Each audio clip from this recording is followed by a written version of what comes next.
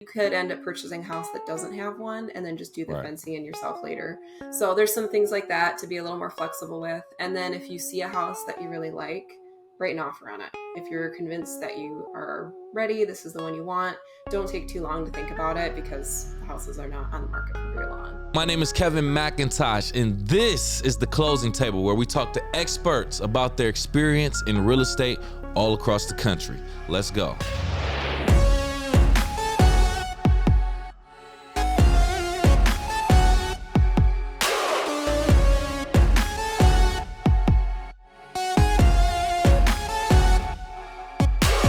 Welcome back to The Closing Table. I am your host, Kevin C. McIntosh. And joining us here on this episode, we have the pleasure of speaking with Rebekah Schwartz. How you doing, Rebekah? I'm good, thank you. Thank you for being here, taking time out of your busy day. We always like to acknowledge that first and foremost. And we are here to talk business, educate myself and our audience on real estate, specifically in your market. But before we do that, let's have some fun, loosen up a little bit, do some verbal exercises. I call this icebreaker this or that. It's essentially two conflicting or contrary words and or phrases related to real estate. And I just want you to choose either one based on your own experience or whatever the case may be. And if you want, you can tell us why. You ready? Yeah, go for it. All right, let's do this.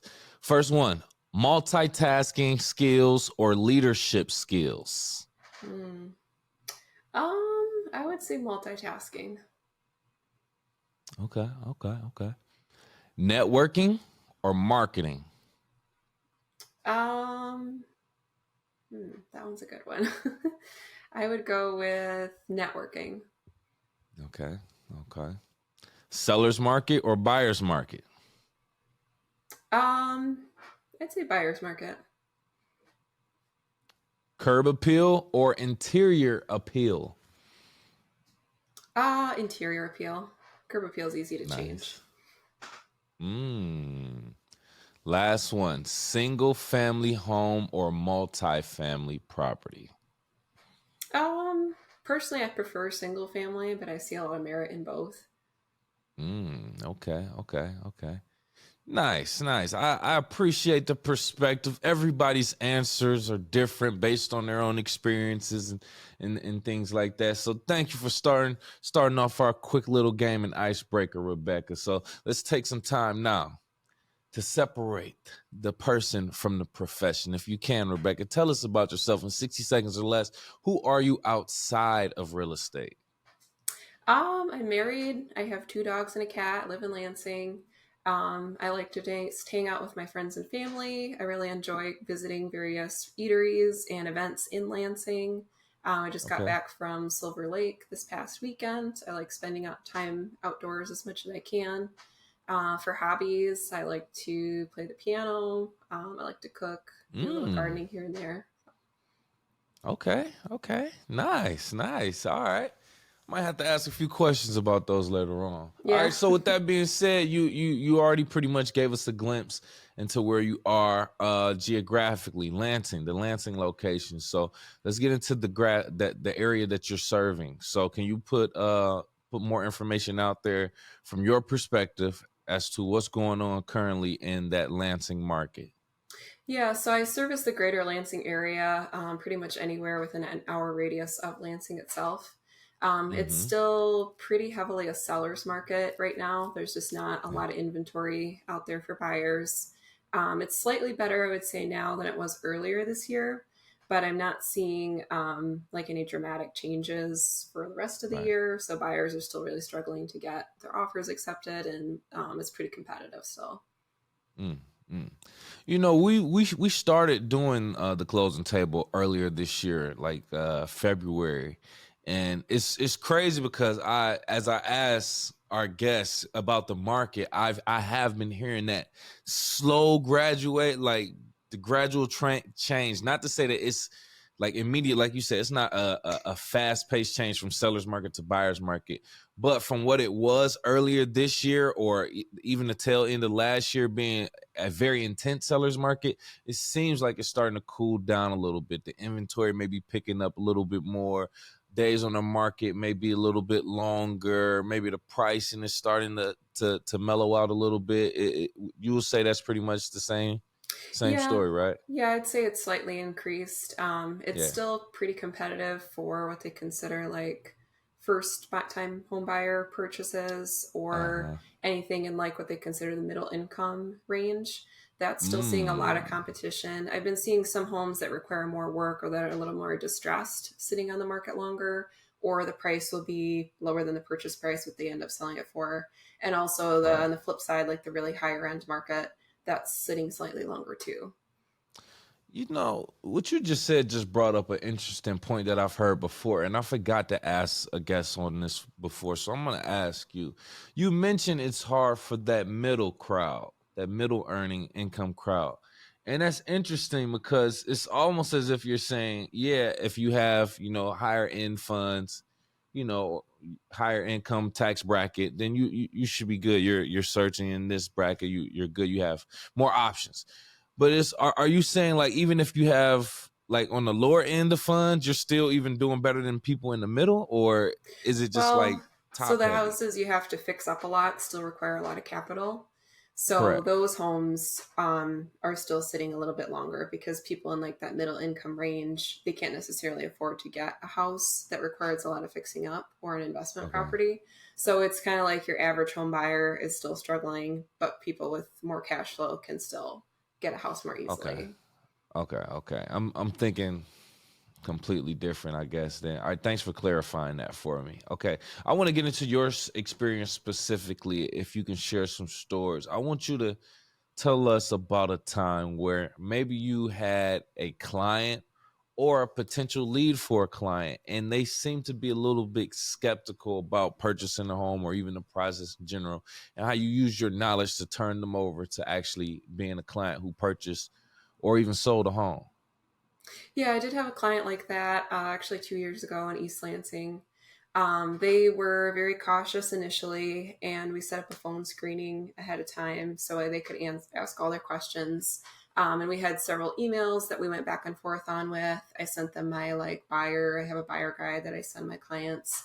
And Mm-hmm. really, I just took time to like listen to all their questions and answer them and take our time through the various steps of the home buying process, and they did end up purchasing a home in East Lansing, and they were really happy with it. Good. East Lansing too. That's a different kind of market. I Yeah, feel like that's a fast paced, fast turnover market. Would you it describe it that way? is. Or Yeah, okay, yeah. okay, yeah, ooh, yeah. Well, good job to you. Congratulations. I know that's just Thank you. different being a college town, and like we just said, it is a seller's market, and we are dealing with low inventory. So let's talk about the different people that's seeking these homes faced with those obstacles like low inventory. What are buyers supposed to do if they want to buy and there just aren't any homes for them to choose from nowadays? For buyers in particular, I'd say the first thing you really need to do is make sure you're pre-approved. So interview a few Mm-hmm. different lenders, make sure you're ready. Sellers do tend to favor like a conventional loan right now. So if that's an option, I'd recommend buyers try and get that. So that's really your first step to be very prepared with that.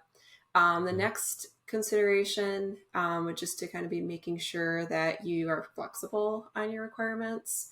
And you, maybe if you're looking for a house with a fenced in yard, you could end up purchasing a house that doesn't have one and then just do the Right. fencing in yourself later. So there's some things like that to be a little more flexible with. And then if you see a house that you really like, write an offer on it. If you're convinced that you are ready, this is the one you want, don't take too long to think about it because the houses are not on the market for very long. Right. Yeah, and even being flexible to putting in some work too, right? Because not Yeah. all homes are going to be move-in ready, or Oh, they yeah. might be Yeah. like Some 80%, but then cosmetic you still things. Hmm. precisely, 100%. I get that. Okay, thank you. From your experience, you have a lot of ups, you have a lot of downs. I want to talk about the success stories, specifically maybe a success story where timing is everything in this industry. But do you have a specific example where you had to move like extremely quick and end up working out in the best interest for you and your client? Yeah, I mean, that's been happening a lot in the last few years, just having to be very quick with setting up Right, right. showings, writing offers. I usually bring my laptop in my car to showings so I can write offers in my car if I need to, or stop somewhere that has Gotta do what you gotta Wi-Fi, do. if I'm in Yeah. between appointments. I did have a situation a couple of years ago where I had a client write an offer on a house and they didn't end up getting accepted, but they were the backup offer. So I ended up leaving the town. I actually went out of the country to Italy, so I was like gone. Mm. And then the list agent reached out to me and she said, "Hey, the offer that the seller accepted fell through. Is your buyer still interested?" So I was in a different time zone, but I reached out back to my client and they ended up being still interested. And we went Nice. under contract on that property and went through the whole transaction process and they ended up closing on the house. Nice. Look at you being ready for that backup offer. Yeah, we are here. Even on vacation too, right? Yeah, Even on even when you're on vacation. vacation, you're not on vacation. So you just have I to be love it. ready. But I love it. I love it. Look, can I ask you about that? With that being said, when you go to places like Italy, you go overseas, these places, what type of inspiration do you get from that you try to bring back or apply to your profession? Any decoration ideas, structural ideas, cultural ideas? yeah, I guess when I went to Europe, I did really like the decor style. Everything was very Mm, kind of simple, neutral colors. right, right.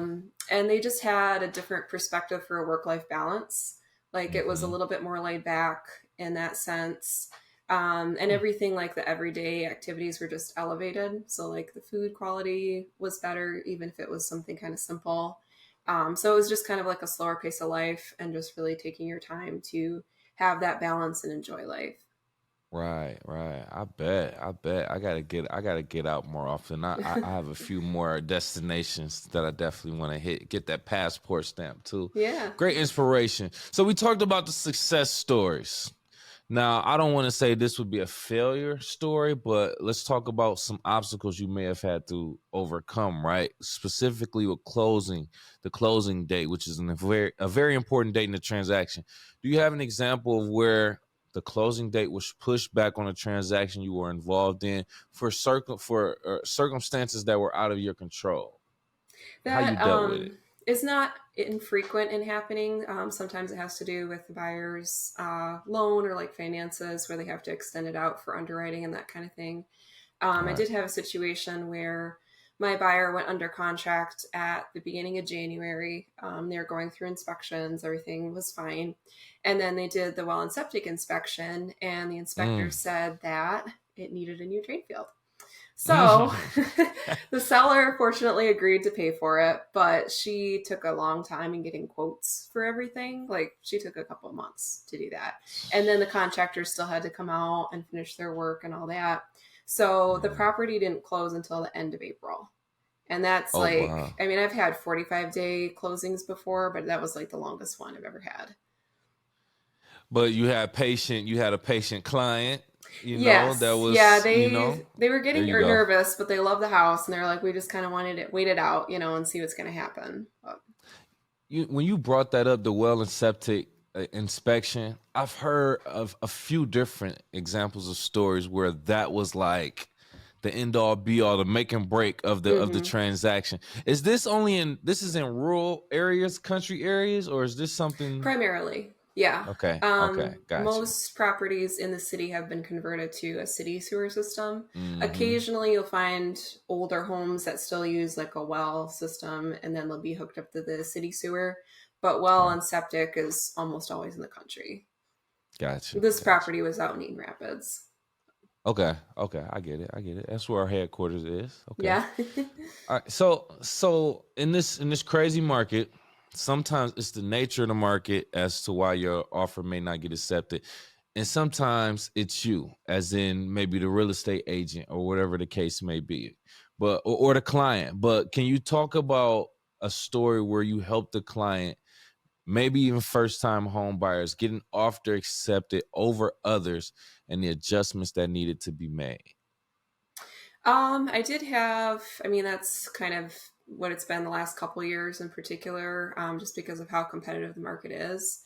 So Mm-hmm. I've had multiple clients write offers on properties, and then they have to adjust their offer because they don't get accepted, or we have to go to highest and best. They have to increase their offer.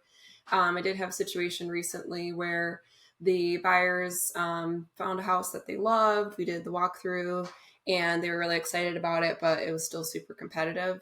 So they ended up rating $20,000 over asking price. They had a high appraisal guarantee, and then they had a 60-day occupancy for the seller. So they made all those adjustments, and we talked on the phone a few times. We had started out with a contract without the appraisal guarantee. The seller went to highest and best. So they're like, okay, well, is there anything else we can do? Should we increase our offer? So I discussed the different options with them. You can do the appraisal guarantee. There's a couple other options you can change. And they ended up getting accepted, but they had to put out all of those other terms to ensure that they got their offer accepted. So. It's so crazy the things that people have to do just to obtain a home in the market today. 60-day occupancy, 20 over asking. That sounds crazy. It sounds like you just get here, anything for this house. Yeah. But I mean, if you're a seller, you take advantage of it. And here's the other side of it. In most cases, if you're selling your home, you probably got to go buy a home. Yep. So now you got to be on the other end. Oh, yeah. It. So, are you seeing a lot of people, are they selling a property and maybe using you again to buy a property and look for a property, or are they going into another home? Are they going into condos, different types of unconventional homes? Are you seeing, what type of transition are you seeing with that? Usually they'll be buying after they sell with me. Right. Trying to buy a house. Occasionally I'll see people go into an apartment, or they'll move into somewhere with family, or maybe their family has a second house up north. They'll do that. But a lot of them are just trying to buy in this market. Right back into it. Yeah. And a lot of people are waiting to sell too. They're like, well, I bought a house when the interest rate was 2 or 3%. And they don't want to sell because they'll have to try and buy in a market that's hard to find a house and the interest rates are higher. With higher, yeah, right, exactly. Okay, this is the question that I think I find a lot of value in. I think our audience specifically finds a lot of value in. From your perspective, knowing what you know now, I don't know if you're a homeowner now. Let's say you're an aspiring homeowner, 2023. Knowing what you know now and the resources available, what approach would you take to owning your first home? I would try. I'd really make sure I was pre-approved with a solid lender, with preferably somebody local or a really renowned or well-known bank. Would be my first step. And if you're a really serious home buyer, really taking your time to see what's on the market and really going over your list of what you really need in a house, what you really want, and deciding what your make or break things are.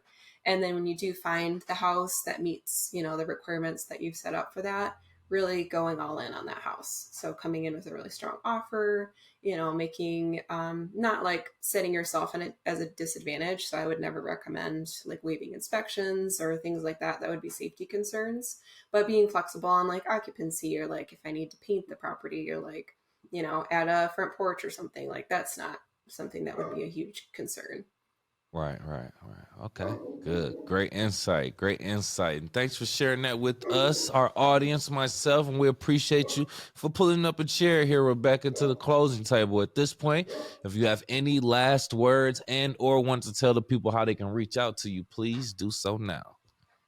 Yeah, so if you want to reach out to me, my phone number is 517-899-3121, my cell number. You can find me on Facebook at Rebekah S. Realtor, and then my Instagram and TikTok handles are Rebekah Schwartz Realtor. I try and post tips and, stuff for home buyers and sellers out there. Yeah, there you go. Go ahead and get some knowledge from her. We appreciate that again. And for our YouTube audience watching right now, if you've gotten to this point in the video, please do us both a favor and hit the like button. We would appreciate that. Make sure you also subscribe, share, and tell a friend to tell a friend. And if you are listening on Apple, Spotify, or any other podcast platforms, please do the same. Give us a like, a 5-star rating, and subscribe for our latest content. And Rebekah, I always like to leave our audience with a question before they leave the chat. So this is for you, audience. Has a real estate agent provided you with enough information to make a decision that you were initially skeptical of, more confident with? Or did they make you skew away from that? Tell us about it in the comments below. Besides that, we'll talk to you next time.